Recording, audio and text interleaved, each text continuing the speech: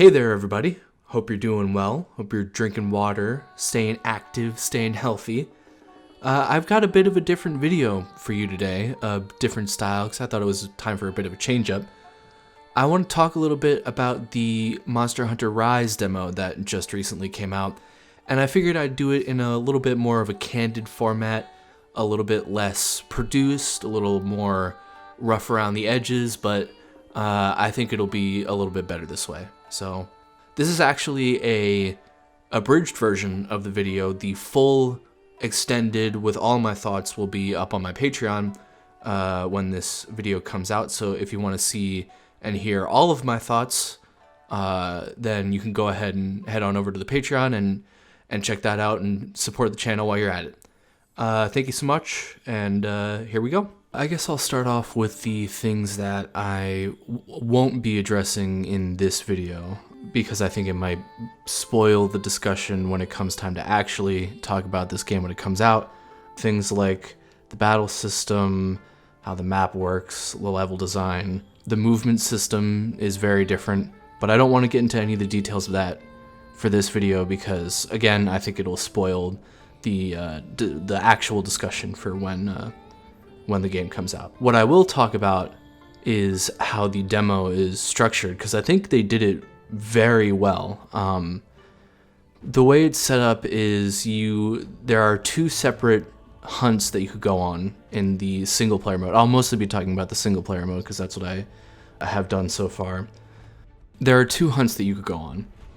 There's a easy, quote unquote easy, Great Izuchi hunt. That's just your regular go out and slay a Great Izuchi. And then you can also have a Mizutsune. I love the monster names that they come up with. They're always great. But Mizutsune is one of the best. So when you go on these quests, they give you the option to go out with any of the 14 standard weapon types that you'd find in a Monster Hunter game. And they already come preloaded with different loadouts and different armor sets and weapons that are clearly made from monster material.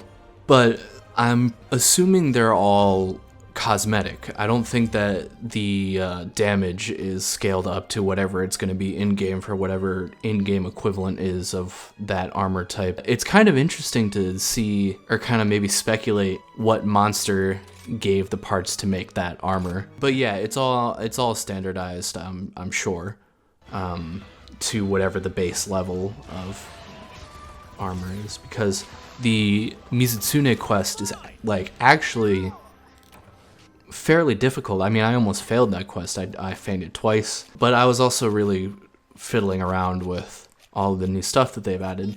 So yeah, they have the two hunting quests, and they also have two tutorials, and I would recommend everybody, even those who have played Monster Hunter games before, I would recommend you check out the tutorial, because tutorials, I think, especially for this game, when so much is different, you really should take the time to go in there and figure out how the movement system works and how all of the different new attacks work. It is tedious and annoying, and I get that, but it wouldn't be intuitive to try and figure that out on your own, that's for sure. So yeah, they only have one map, which is I'm assuming the regular base map. Actually, that's not true. So they have the map for the hunts, for the two hunts that you could go on, and then they also have the arena, which is where the tutorial for the Wyvern riding training quest tutorial happens. There you go. The only reason I remembered that is because I have it right in front of me. But yeah, they do have the arena in there, and let me tell you, this game looks fucking good. It looks really, really good.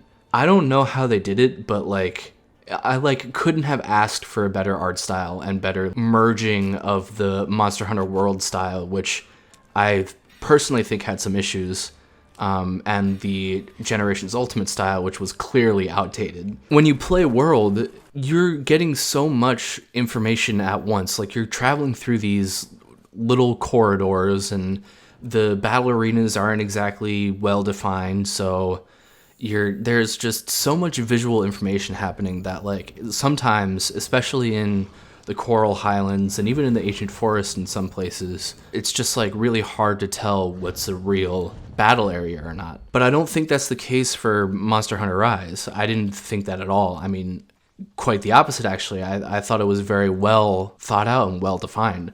It's still the style of Monster Hunter World. Like, it still has that more realistic style, that more poly-heavy approach to the art design than Generations Ultimate. I feel like all of the edges, all of the planes and stuff are there from Generations Ultimate, but they added just enough detail that it like stimulates without getting in the way.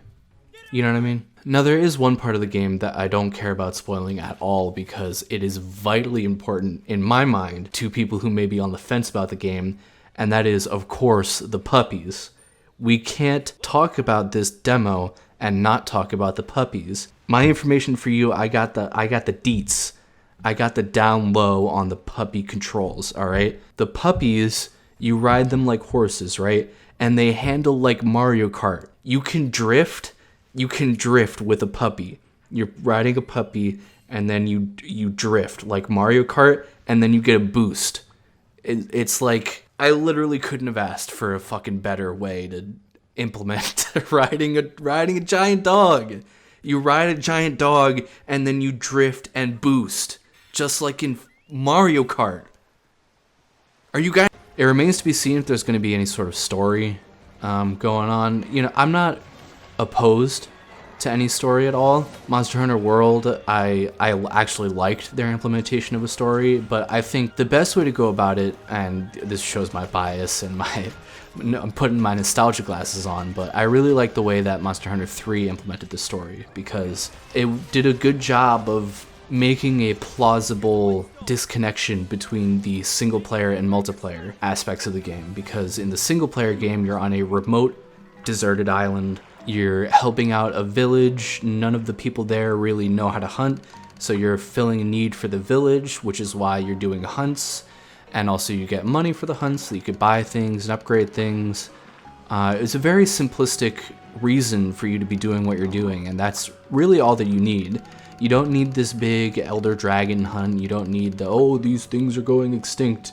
I mean, those are fine. I have no problem with them, but I prefer the more simplistic style of Monster Hunter 3, I guess. And even then, I think that Monster Hunter 3's story does well. But again, I'm putting this with my nostalgia glasses on, so there is that. So there is one annoying thing.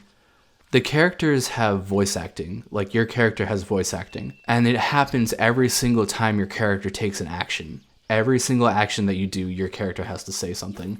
I'm sure there is probably, or I hope there will be, an option to turn that those voice options off, just because it's annoying to hear your person go, "Gotta carve this, gotta carve this." Gotta carve this. I don't know. At the same time, I do like hearing every now and then your character, "Oh, who's a good boy?" They have like little, they have little sayings that they say.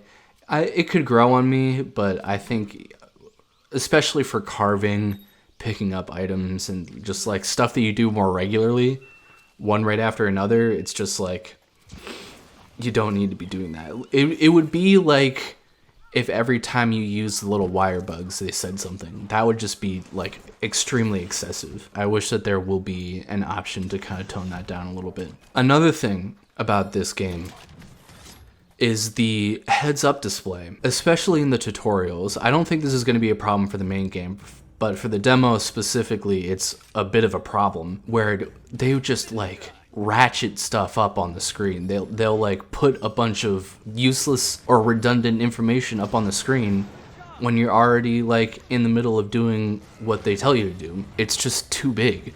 It's the guys when you're in the tutorial, the guy is telling you what to do, and then you have a prompt on the screen telling you what to do, and then you have all of the normal heads-up display stuff. And then you have like, if you're picking up items, which sometimes you do and sometimes you don't, it can just get really hectic on screen. Yeah, and it's annoying. It's annoying to have all of this bullshit on the screen when you're in the middle of a tutorial. Okay, so this is the thing. When you're in the middle of a tutorial and the entire screen is being taken up by prompts, do you not see how that would overwhelm some people? I think the biggest problem with tutorials and the biggest problem that people have with them is that they get overwhelmed by a bunch of information all at once. Obviously, that's what happens. If you're going into a game and it's trying to teach you how to play it and it's giving you all this information, then you're either going to be like, oh, I don't know what to do, and get frozen by all this information on screen, or you're just going to say, fuck it, I'm just going to do whatever I want because I don't give a shit about tutorials because they're all ugly and they make me feel stupid. All right, that's a little bit reductive, but they don't want to engage with them because they don't want to deal with all this bullshit that's being told to them. You know what I mean? In general, I think tutorials are great. I really think that they're important, I guess, is the best way to put it. I think that they're very important. And if a good way of tutorializing your game doesn't show up, then it's something that needs to be looked at. What else? I mean, the girl on the opening screen is cute. Alright, so I just got done playing a online multiplayer match, and you can clearly see how well that went. For the record, I didn't die once, okay? It wasn't my fault. It was clearly the team's fault.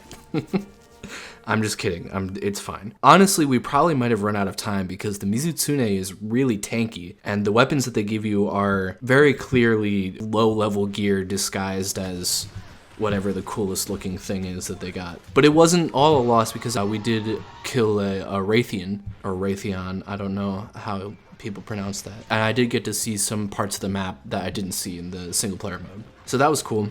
It was nice, good to see how the multiplayer works, and it works fine, as to be expected. Monster Hunter has always been, it's been the sweet spot of online multiplayer in my opinion, because it's always collaborative and it's always helpful and centered around cooperation, and most of the people that I've played with have been great. But yeah, the multiplayer was fine. It was still the same 2 quests, the same map, nothing outside of what is offered in the single player mode, and yeah, it was fine. I really just can't wait to get a hold of the game and really dig in and get a handle for it. And I feel like maybe I'll go back to the single player demo maybe once or twice more, just to like look around and see all the rest of the map and all the other areas that I haven't gotten to. But I really want to hold off because I want to savor the first couple of days that I play Monster Hunter Rise when it actually comes out. Monster Hunter, I think this is the best way to do it. Having the gameplay be so limited in its options, well, limited as in limiting the number of monsters that you can do and only having one map and having tutorials and stuff like that, I think that is the best way to do it, because even if I was to go on all 30 of the quests that they have available to you and then log on to my second account and do another 30 quests on the demo, which I'm not sure if that's even possible. Even if I was to do all of that, I still think that with the amount of content that's given in this demo, you're still restricted enough to that you'd still be leaving some surprises for yourself when you get the actual game, when it actually comes out on March whatever it is. So I think the way that they structured it, this demo specifically, is very good. And yeah, I think that's about all of the thoughts that I have on the demo. Let me know if you guys like this more kind of informal way, a little bit less polished way of making videos. Don't forget to like and subscribe and do all this stuff and check out my Patreon. All that link is in the below. Yeah, that's it. And yeah, I think that's about it. Thank you so much for watching, and I'll see you all in the next one.